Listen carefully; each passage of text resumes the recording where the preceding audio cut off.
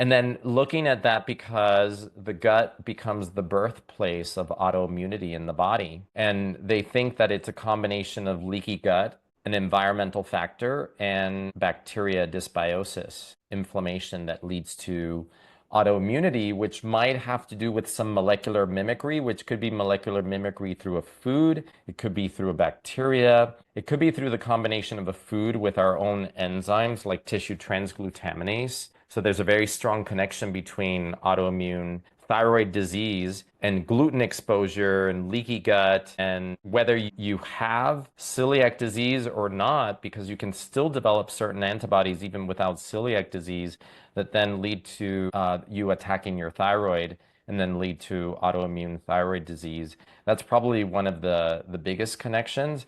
But the important thing to realize is that 80% of the immune system is all along the gut lining. Think of it as command central of your immune system. And that command central needs to operate in a balanced fashion. You don't want it to be overly activated. You don't want it to be completely non-responsive. But the truth is that most people's immune system is getting overactivated because they've got dysbiosis, an imbalance between good and bad bugs. They have leaky gut. The leaky gut creates an influx. It's like opening up the border and allowing all of these inflammatory substances to come in. So then your immune system is going haywire. They're like, oh my gosh, this is coming in. Send an alert. Oh, this is coming in. Send another alert. And your immune system on this constant alert at some point can actually start making mistakes. And somehow it starts to confuse self with non-self and then starts attacking self. And so that's probably the most important and biggest tie-in with autoimmune disease and the gut, and why the gut is